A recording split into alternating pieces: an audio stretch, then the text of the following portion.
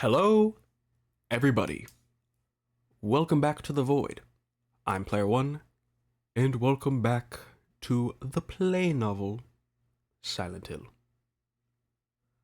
Last time, we have begun fully clearing out the flowchart, and that's been about it. Not really many important choices so far. They've all just kind of led back to the same points, which is weird.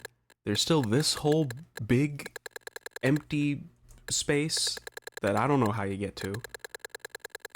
But yeah.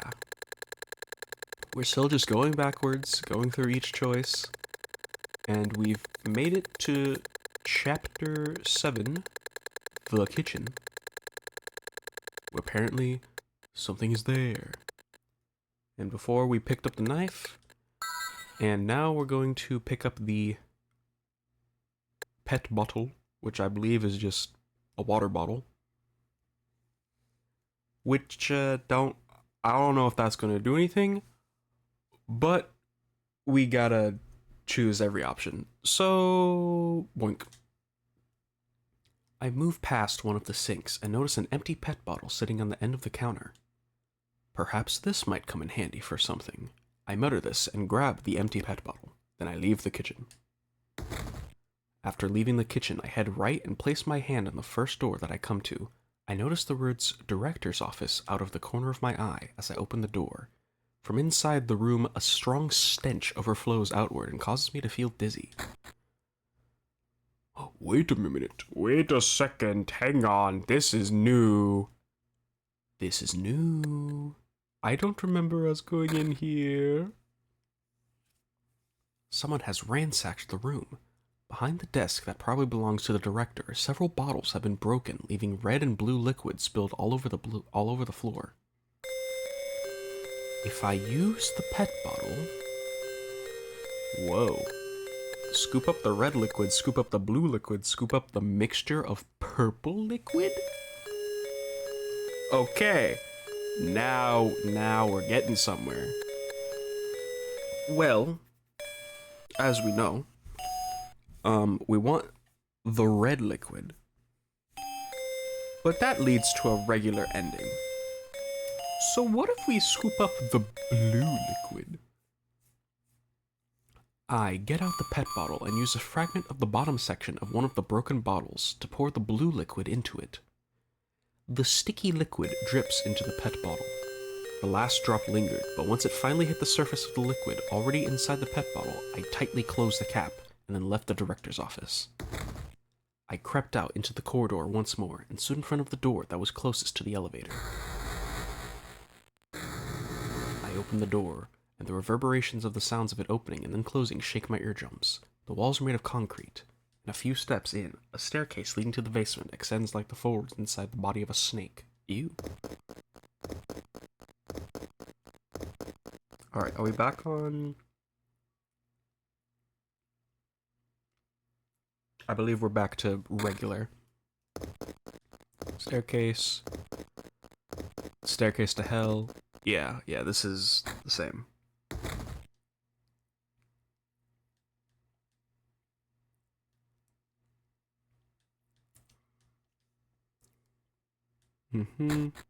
Yeah, okay.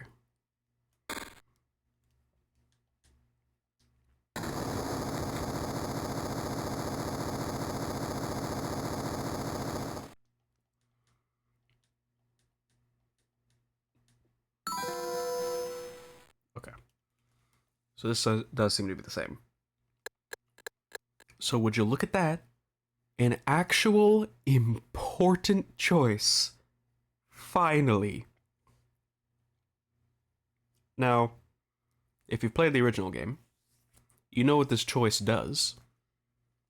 So I think now, I gotta go all the way to the Sybil fight. Actually, hang on. First, let me see that this choice is actually picked. No, it's not. God damn it. Okay, I think I now have to go through the whole game just to get back to the Sybil fight, because apparently, even though it's now picked, I can't skip ahead because now it's gonna go to the previous choice. Oh, god damn it. All right. I'll see you there. All right, made it back here. So now let's see if anything happens. I am still on the path of picking the liquid. Correct. I should be. That's the... yes. Possessed by evil being. Uh-huh.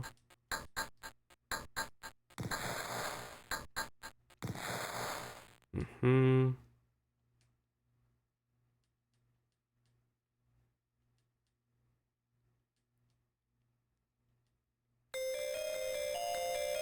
Okay, I don't think that did anything.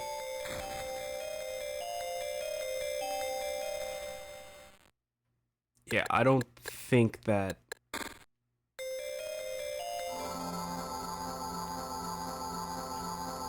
I don't think picking the blue liquid did anything. Because he didn't even use it at all.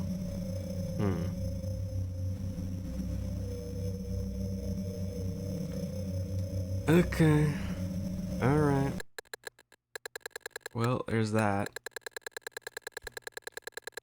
Eventually, I'm gonna have to, like, see what choice gives me what ending, because I'm not having much luck here.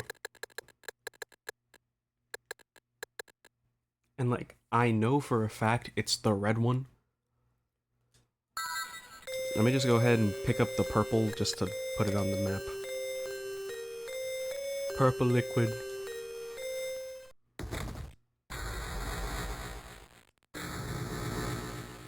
And then that's that. I know it's the red liquid, so I'll have to at least do it there, but later. I'm gonna save that for the last one, because that's like the actual, like, ending. Alright, here. What is this?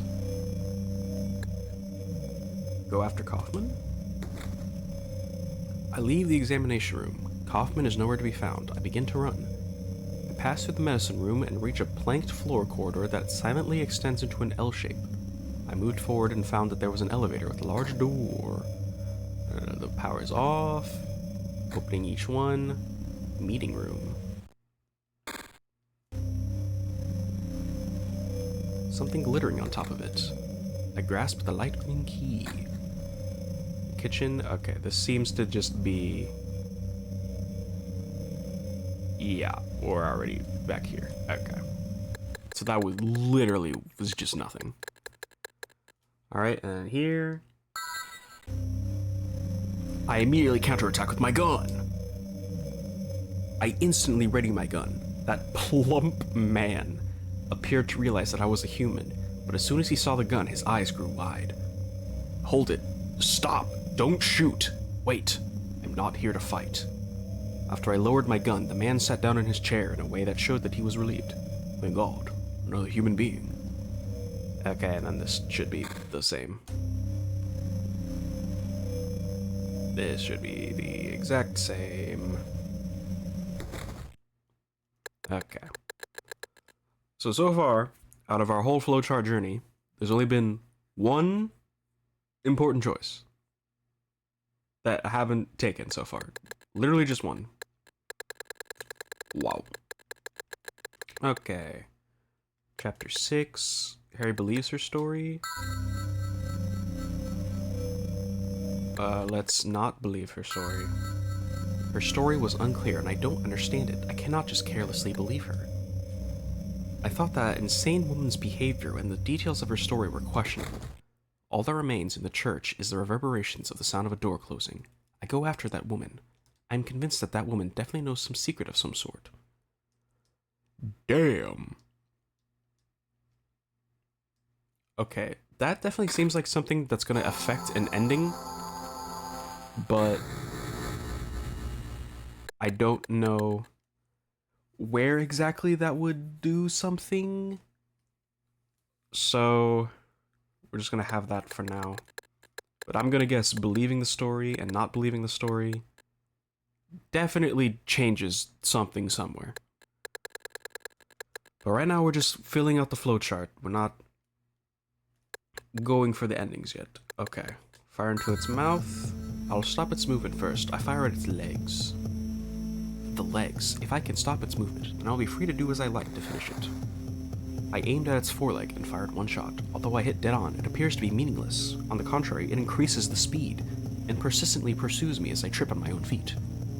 I only have a few rounds left. While waiting for my greatest chance, I was doing my best to keep my distance from it, but the heat from the hellfires had me on verge of passing out, and then I was chased into the corner of the room before I realized it. I have already lost the willpower to fight back, and it stands in front of me with its mouth open wide. With resignation, I silently closed my eyes. And nothing. Nothing happens. You can't die. Ah. Alright, well this is him remembering the book. So what if in the teacher's room? The phone call I received, Cheryl's cries dance about in my memory. That's right. I cannot let myself die here. Cheryl is waiting somewhere for me to rescue her. She is still alive. I raised my head. Its hard scales shined in the light from the hellfires. It must have a weak point, if I can just hit that.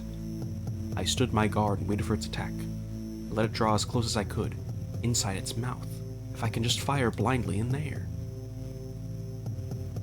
Ew. Alright, and this is technically a different option, so I guess... Aimed at inside the mouth, quick little trigger... Then I lost consciousness. Okay, so and at that point, he just goes straight to firing into its mouth, not even thinking of... Okay. This one... I am no match for this enemy. With the weapons I am carrying, running is the best bet. I was overwhelmed by its size. I've got to escape. I don't stand a chance with the feeble weapon in my pocket. I look for an escape route. However, the entrance I came through is now closed by a thick, solid metal fence, without any opening which I could slide through. I cannot escape. At that moment, a part of my memory. Oh, that's what I picked before. Okay. Alright, I fired the gun at its large body. Smoke and powder emit from my handgun. I am certain that I hit it.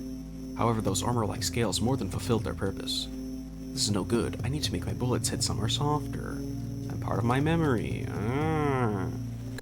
There's that. The open book. Picking up the book. It was a pharmaceutical. Oh. I forgot this was a 3 option. A dictionary of religious science. Depending on the region, each have the characteristic of having individual doctrines. From ancient times, the practice of offering a living sacrifice was the only way to avoid disaster. Most believers are those who have chosen to renounce the world for the sake of their beliefs, while those believers who can not yet give up their material possessions need to deepen their knowledge of the sacred texts. However, some believers have a tendency to strictly hide the fact that they are believers from others.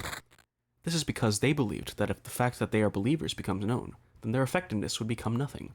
Even with black magic, which is thought to have vanished in present times, its magical spells are actively researched in such areas. In that process, an altar set alight with a sacred flame and a symbolic seal were required. Then, by summoning an evil being and bringing it to contact with a saint, a new existence is said to be able to be created. In this case, the saint is not limited to a priest, as an inanimate object can also be used. Wow. I cannot determine my own course. Whoa. Alright, I'm going to assume that that's done. Yeah. Okay, and now let's read the pharmaceutical book. A pharmaceutical book. The White Claudia. Perennial herb found near water. Reaches height of 30 to 40 centimeters. Oblong leaves, white blossoms. Seeds contain hallucinogen. Ancient records show it was used for religious ceremonies. The hallucinogenic effect was key.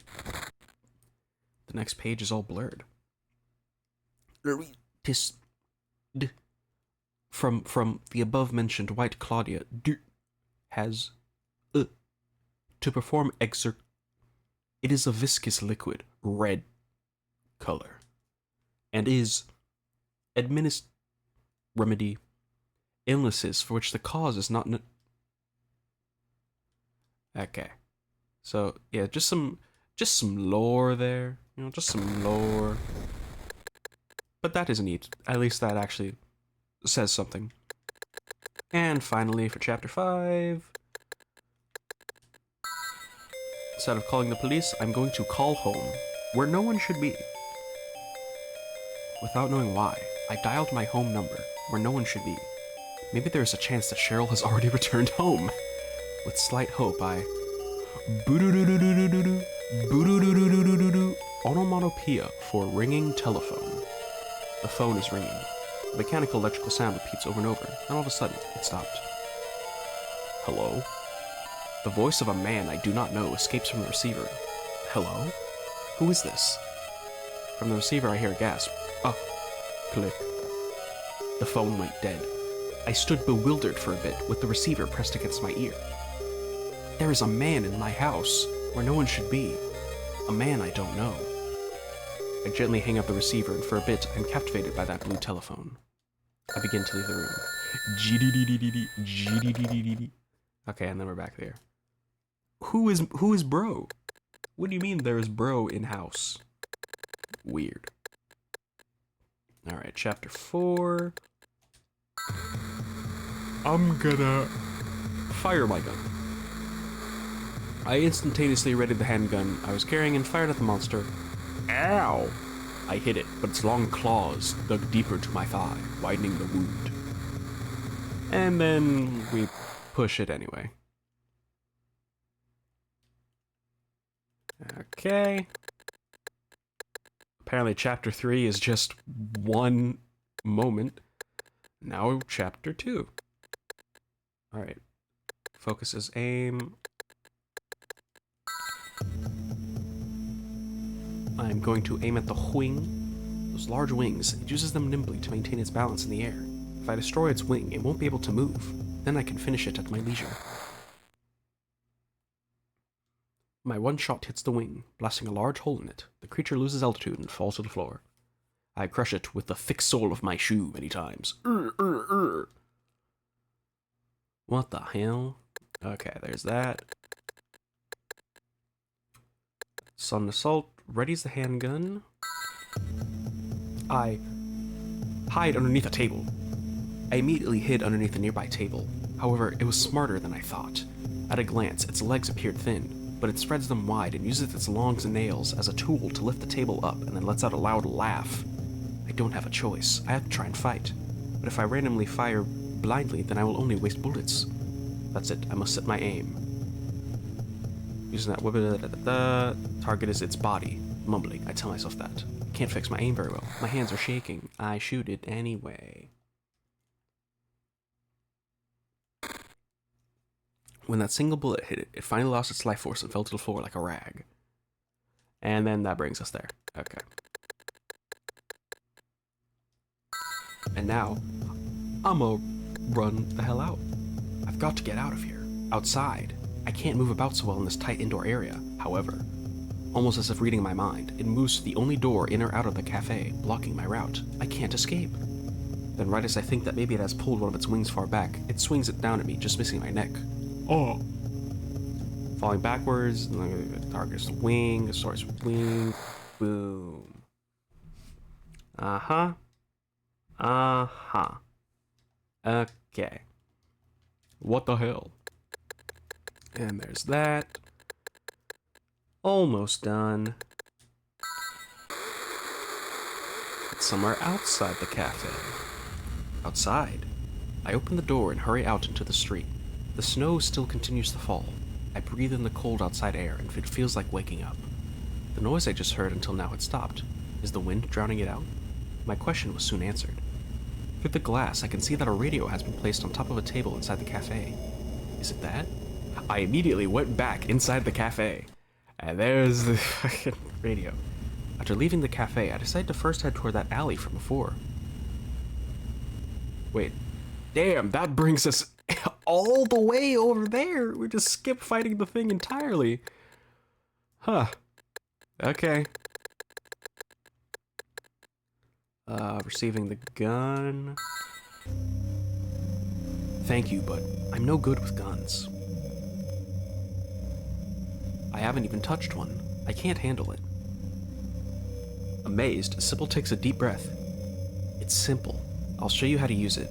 See, first hold it in your right hand, then place your forefinger on the trigger. I reluctantly followed her instructions. Like this? Yes. Now place your left hand on your right hand so that it doesn't move. Then all you have to do is slide this, fix your aim, and pull the trigger. Like this? Bang. The bullet grazes Sybil's cheek and penetrates the wall of the cafe.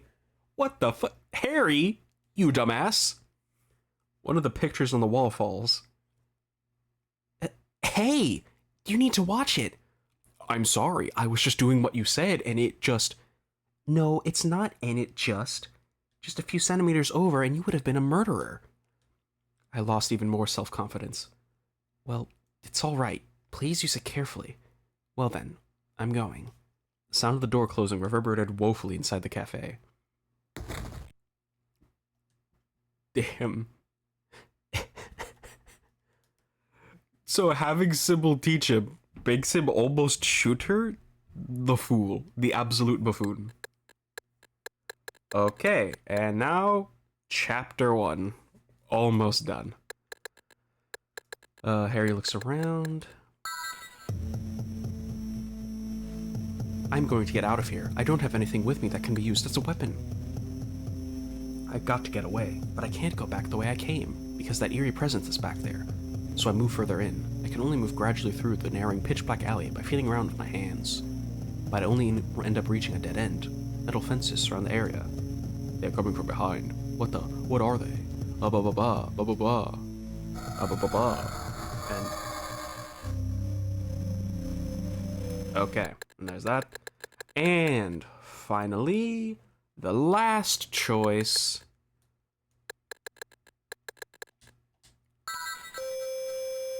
Is there no one in the town? I thought. I must find out if there's anyone other than myself here. This is definitely Silent Hill. I recognized the signboard on that store. A long time ago when I was young, I visited here once. All the doors on the shops and houses are tightly shut. No. Among them there is one shop with its door open, but there is no sign of anyone inside. It feels like just the people here suddenly vanished. I begin to run. Only the sounds of my footsteps echo in the surroundings. Where's Cheryl? Ta-ta-ta-ta. Onomatopoeia for footsteps. Okay, and that... Oh wait, did I already pick that option? Oh wait, no. This option just leads straight into the other one. That's what happens. Okay. Ta-ta-ta-ta-ta-ta-ta-ta. Onomatopoeia for footsteps. And then back here. Okay. Well, there we go. I've now picked every option aside from the one that I know will give me something. Aside from this one, because I know picking the red liquid is the right choice. Because that's, you know, in the regular game. But there's still more for me to do, because, let me check once more. Yeah, there are 5 more endings. I only know how to get one of them. How the hell do I get the other endings? Which one of these innocuous choices actually does something? Oh man, I don't know. Ugh. You know what? I'll just go ahead and I'll get... I wanted to save it for last, but I'll just go ahead and get the ending I know how to get. The red liquid The vermilion liquid. Okay. And now I think I have to get all the way back to the Sybil fight, which is gonna take a bit. I will meet you there. God damn it. Alright. Please let this be different.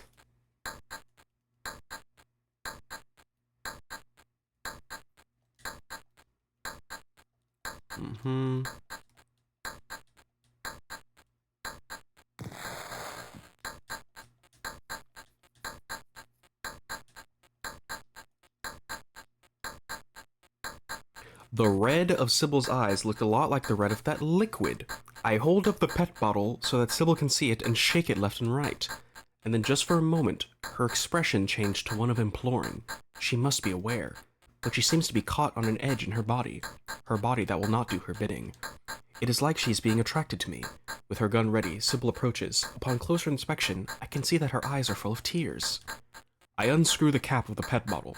No one is riding the wooden horses, so their speed increases. Huh? I think that is like time is rapidly passing for everything but the two of us. At the same time as the hammer falls in Sybil's gun with a click, I sprinkled the liquid in the pet bottle on Sybil without leaving a drop inside. Gah. Sybil tries to speak, and her face twists agonizingly.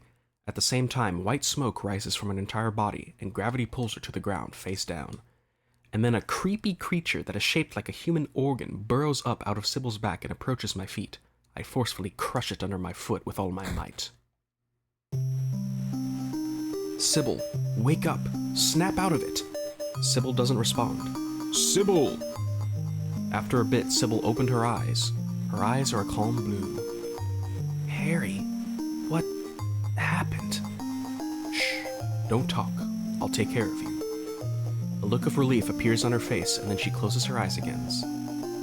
Once I am done binding her wound, I close my eyes as well and place my hand on Sybil's shoulder. Harry, why did they take your daughter? Why her? I'm not sure myself, but you know, Cheryl isn't my biological daughter. I actually haven't told her yet. She probably already knows anyway, though. We found her abandoned on the side of the highway. She was still a baby and nobody knew where she came from. We didn't have any kids of our own. My wife was sick, and it didn't look like she was getting any better, so we took Cheryl in. So in that case, there might be some connection between Cheryl and this town. So what do you do now? Cheryl is my daughter. I will save her, no matter what. I slowly open my eyes. And then there's Alessa.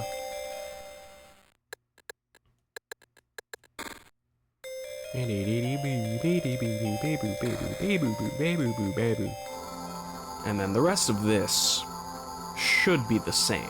It'll just be the ending that's different.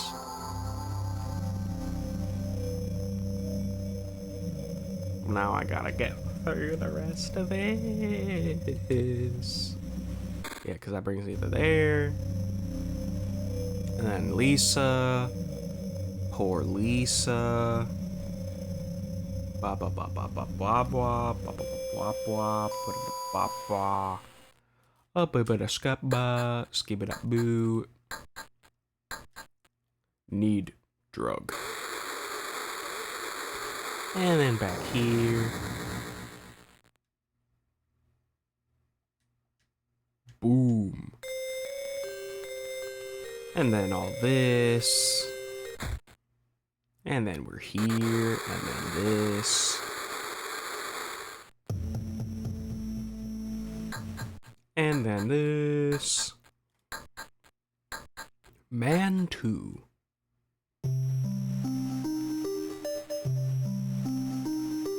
And then we're here. And then I pick the right butterfly.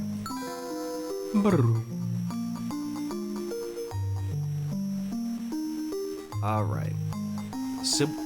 Shit. There was new dialogue. There was new dialogue. Fuck. Something like Sybil has arrived here before me. That's all that I read.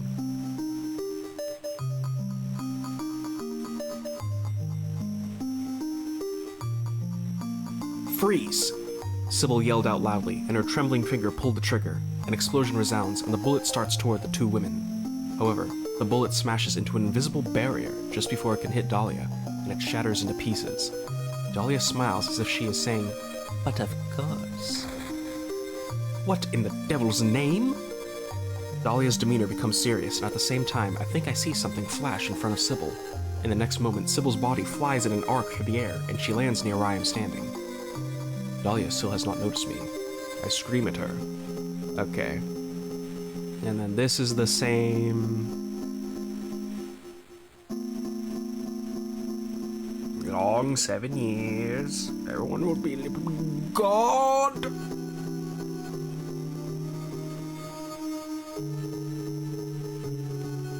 Kaufman. Nobody uses me, you bastard. Pocket vial.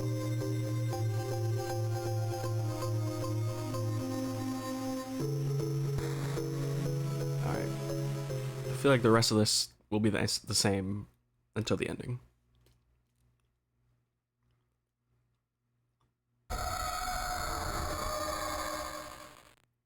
There it is. The nasty. Ahla. Ahla.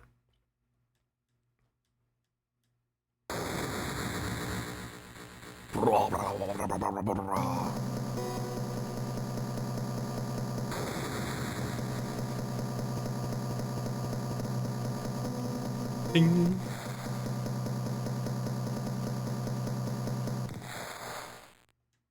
It was completely gone.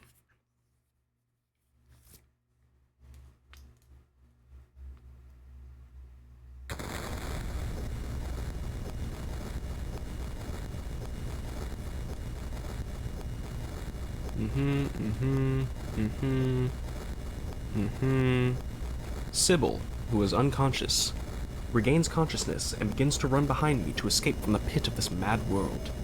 I look back at Sybil, and then I saw that the largest ball of flames up to this point was closing in behind Sybil. Watch out! The great fireball, which is more than enough to completely burn both our bodies, stopped just above Sybil, as she stood holding her head in her hands. Time has stopped. The small sparks and bits of concrete debris were all frozen in midair. I was at a loss for words. Alessa holds both her hands high up into the air, as if she is supporting the falling wreckage, and her face twists in agony. Alessa and I gazed at each other for a moment. A tear travels down her precious cheek in a single line. Hurry and escape. Exerting the last of her power, Alessa stopped time to save me, Sybil, and the baby in my arms. Alessa. Understood. We won't let your volition go in vain. I make a sign to Sybil with my eyes, then return my gaze forward, and then I began to run with all of my might. I do not look back. Why did Alessa entrust this small life born from her at the end to me? I have no idea. And then that's the same. I run. Without looking back, I move forward towards a ray of light. The end. Doesn't even give the full ending, but there we go. There is that. We have now acquired all the regular endings. And yet there are still 4 more, and I don't know how. So I'm really just gonna have to look up how to get those, which is a shame, but I really just don't know. To freedom! We've got the Air Screamer, and the Split Head, and the Switchboard Puzzle, and the Specimens. Damn. 4 cards for one ending. Like that, I like that. Alright, well, there we go. 4 cards for one ending. Well, it is the good plus ending, so I guess it would give the most. Alright, and then we're back here. So, I guess with that, I'll end it there. We've at least filled out the flowchart. So all it comes down to now is knowing which options I needed to do, and then getting to the end every time, which is gonna be kind of annoying. But alright. I've been Player One. And I'll see you next time when I guess we finish Harry's story. Because I won't assume that these other endings are gonna like branch out into whole other chapters or something. I don't know. Alright. Bye bye.